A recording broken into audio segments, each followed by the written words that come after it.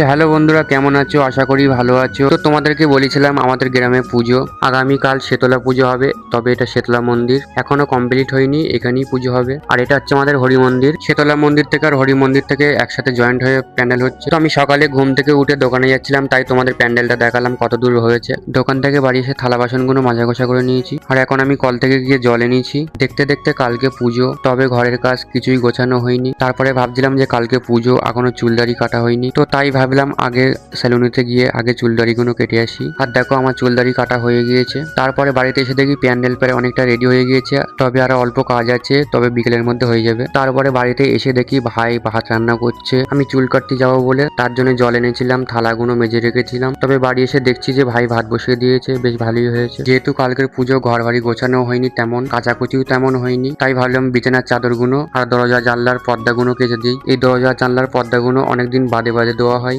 তাই ভাবলাম কালকে পুজো যে কালে আজকেই দিয়ে দেই। যেহেতু গ্রামে পুজো, অনেকের বাড়ি ঘরদোর পরিষ্কার হয়ে গিয়েছে, তবে আমাদেরই হচ্ছে না, তাই ভাবলাম আজকে যতটা পারি ততটাই করি। তো এই ঘরের মশারিগুলোও দিয়ে দিয়েছি, কারণ মশারিগুলো অনেকদিন বাদে বাদে কাচা হয়। যতটা না আনন্দ হচ্ছে তার চাইতে বেশি একটু কষ্ট হচ্ছে, কারণ একা হাতে সবকিছু করতে হচ্ছে, তো তার জন্য। আর তার উপরে গরমের চাপ খুব। তারপরে ভাবলাম যে ঘরের জাজিমটা একটু রোদ খাওয়াতে হবে, তো জাজিমটা আমি একা একা তুলেই রোদ্রু দিয়ে দিয়েছি। তারপরে ভাবছি যে তাড়াতাড়ি করে কাচাকুচি করতে হবে, কারণ অনেকটাই বেলা হয়ে গিয়েছে, রোদ্দুরটা চলে যাচ্ছে। আর দেখো কাচাকুচি হয়ে গিয়েছে, তো একটা দাদাদের ছাদে মেলে দিয়ে এসেছি। তো মশারি পর্দাগুলো মেলে দিয়ে এসে এখন আমি ঘর বারান্দাগুলো ঝাঁটঝুট দিচ্ছি, কারণ কালকে শীতলা পুজো, ঝাঁট দিতে নেই বাড়ি ঘর দো, তাছাড়া উনুন জ্বালাতে নেই। আবার ভাবছি যে সন্ধ্যার দিকে রান্না করতে হবে, তো গ্যাসের এখানে রান্না করি, এখানেও অনেকটা ঝুল হয়েছিল, তাই এখান থেকেও পরিষ্কার করে নিলাম। তবে এখানে ঝাড়পোছ করা হয়ে গেলে স্নান করতে যাবো।